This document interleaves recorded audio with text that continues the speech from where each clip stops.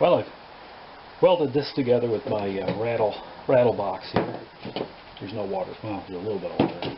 Using this as my template, and so I clamped it down and welded a bead around where I join the ring. It's not perfectly round, but as you can see here, I'm using this as my template. It's pretty close. I'm going to get it a little bit more uniform, but I think I don't want it any more snug than this.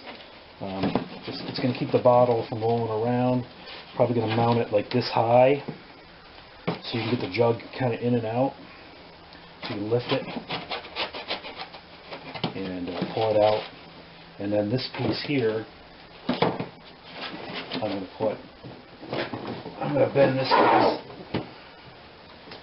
so it's on the back here like this, and then bends under, and then comes back up again, so it forms sort of a little basket for the bottle. And I'll just tack weld that on the outside, or maybe butt weld it on this one and come down and around, and back weld it here, and then this, a couple of holes in it, pre-drill them so I can put tap screws into the chassis where the old bottle was. And so that's what I'm going to do here. I'm going to mark this out. Ooh, that's still hot on that one side, I got to tell you. That's still toasty, even though it's pretty cold outside. So I'm going to go here, and I'm going to let that run up to about where the top of the bottle is, and then I'm going to put my bend here. I'm going to put my bend mark.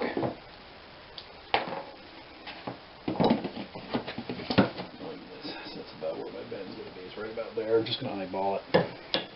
It's about where I thought it was going to be, right about there. Then I'll get another bend in just to the other side, just so I get close.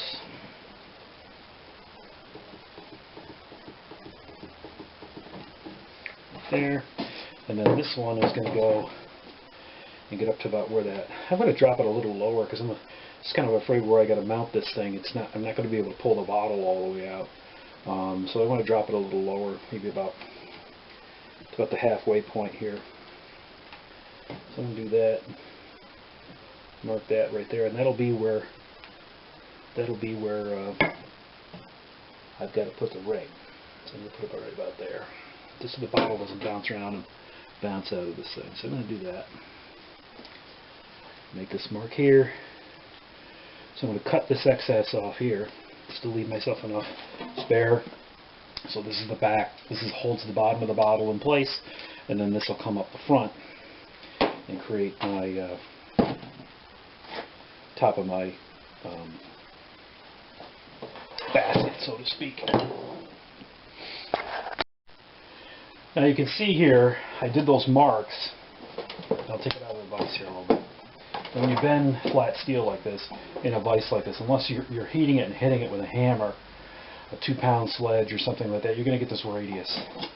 Starts where the mark was, makes this bend. So what I've got here is I've got the bend here, and I'm going to try to move it a little bit there. There we go.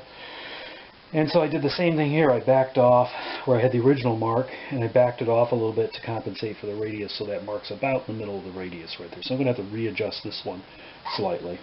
But you see what you wind up with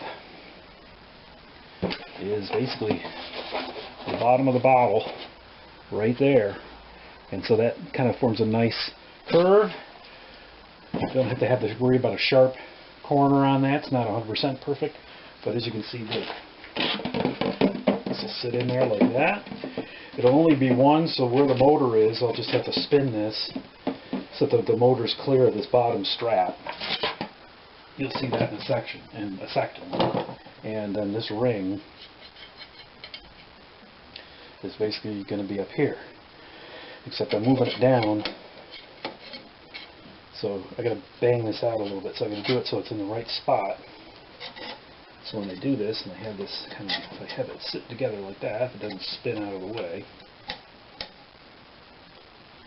I can do this and put the bottle in there, and that'll sit kind of like that. Except I'm going to move this ring down further, like I mentioned earlier, and then that way I'm going to tack it down here, probably in here, and that way I've got a little basket and I'll cut the excess off. Just so I've got a nice little basket inside my RV, and like I said, I'll tap these out, screw them in, and then drop this in, and this will be able to hook up for the motor. Should be pretty cool.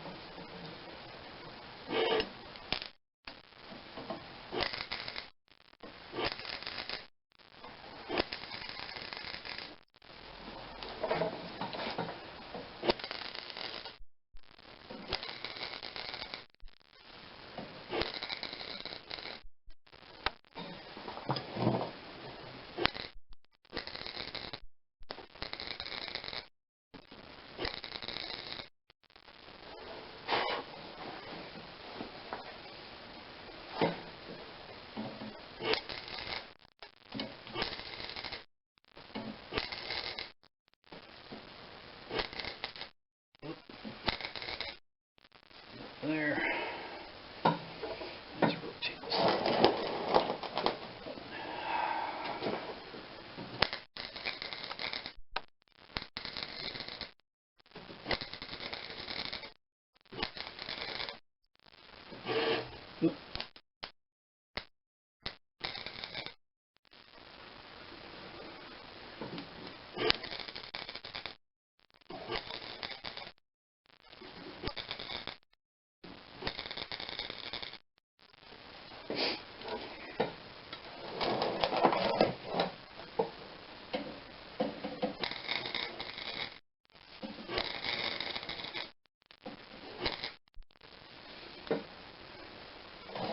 Should be it. Hit that ring a little bit.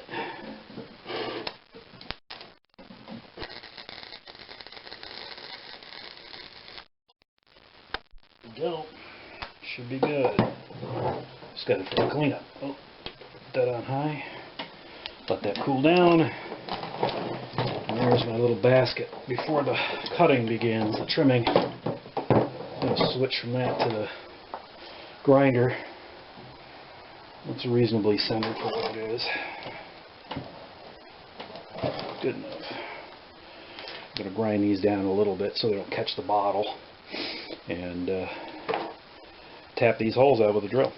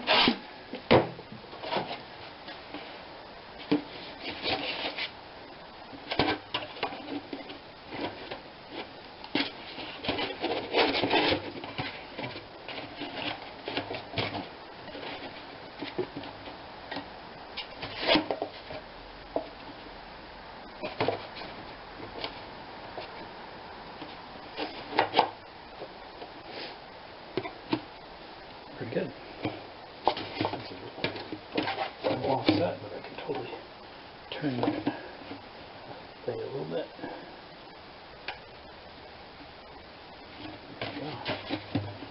Good.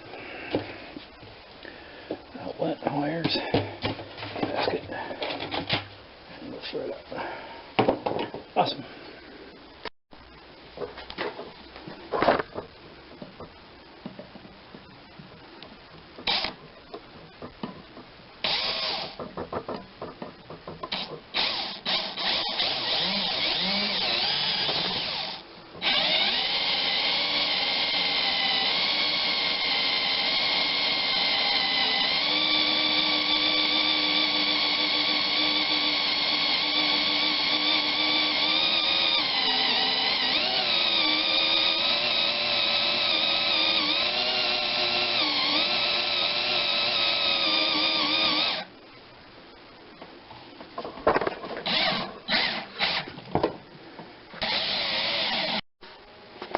So here's my my bracket. I painted it kind of orange, as I like to do with a lot of my parts that I work on, my transmission pan, you know, little things like that. It's very much like another RV'er on YouTube that does the same thing. He likes to paint stuff he works on fairly bright colors, just to let people know, hey, I did some work on stuff. Replacing parts like, you know, gas tanks, things of that nature. So yeah, so I've got this little basket thing done here, which is awesome. Well, not awesome, but you know, it's did the job. Got it welded together. Some of the welds I could have probably done a better job, but hey, I'm not a professional welder, and it works. And I think it's a little lopsided, but you know, I'm not going to complain too much. It's going to do the job, I think. And I had this under heat lamps because the garage was cold, but it looks like this is doing okay. So I'm going to mount this into the RV and get the self-tapping screws done. Got them down here. You got the bottle here, ready to go.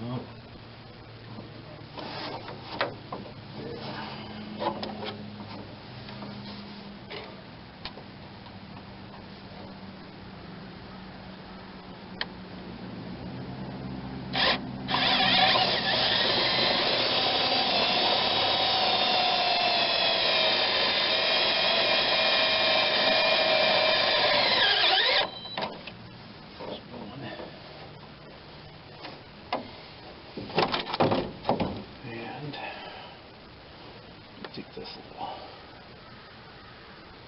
washer off of it, because I'm thinking there's going to be a ground issue here coming up. So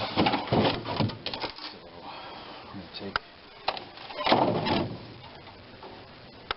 this guy here. Looks like it's not going to fit too well. Great. All we have to do. Put that in there. It's a magnetic one. Have to put that in there like that.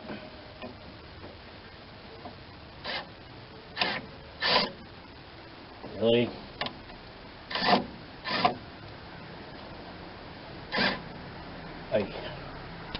It's gonna be fun. One of those. This is not gonna work well. Oh, what? Let me get this through here.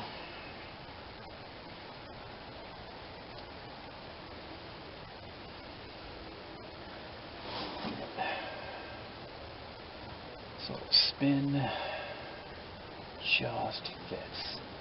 Wow. Literally, it just barely gets on there. Hopefully I can hold on to it while I'm drilling it.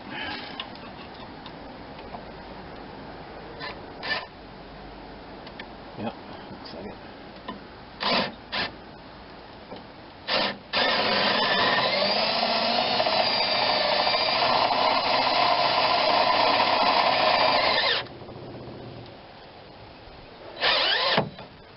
There we go.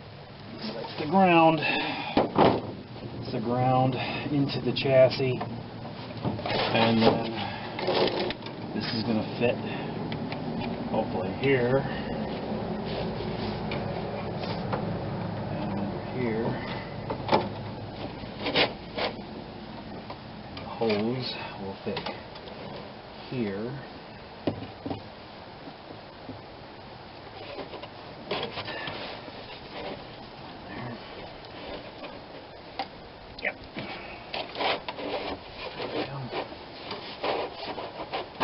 So that's where it needs to. This thing is dead where I wanted it to go. There we go. And put this in there for now. So yeah, so I've got based on what I got here. Ground. Shouldn't be causing issues there. So that'll fit there like that. I can fill this in. This is supposedly the power supply for the wiper washer. I'll put some fluid in here and I'll see if the actual switch on the wiper works. If not, I'm going to have to rewire a new switch as I had intended originally. Let's see what happens. I'm going to break my fiberglass front end here. I've set this up. I've also taken my cap and taken the liberty to drill a hole through it for the airflow. And I'm going to put that on the top here. So I have my 1 gallon, as opposed to, I have no idea, 1 quart washer bottle next to my power steering reservoir. So we're going handheld here. So looking to see if anything's dripping. Doesn't look like anything's dripping that much. A lot of it is because I poured over the sides of this thing, and so it does not look like this is dripping through the gasket here. If not, I'll reseal it better. But I have it hooked up to the power, what I thought is the power, and I got the ground hooked up here on the back, screwed into the frame. So I'm going to try and see if I can get this thing working with the switch that is here. I don't know if it's going to work or not because I don't know if the switch works 100%. This one right here that says wiper washer. Now I'm going to take this and basically put this here because I need to think it's going to work or not. Probably not. So I'm going to just tighten up the switch. The flange is a little loose, so I'm going to tighten it up and we're going to try it out. For whatever reason, the power lead here isn't working, and I think a lot of it has to do with the switch. So I'm just going to wire in a new switch and hopefully utilize this wire here, and use that as my power lead and test it for continuity, and just have a separate switch for the washer fluid. But right now, the one that says it's wiper washer just isn't working. I push it, I turn it, whatever, and nothing happens. So I'm gonna just hook that up and see what happens. At least there'll be another push button I can push. Another switch on the dashboard. I'm gonna do that. So everyone have a good evening and happy, safe, and healthy RVing. Take care. I'll get this rigged up on the next video. and troubleshoot it before I post a video and let you know what happened. So have a good one. Take care.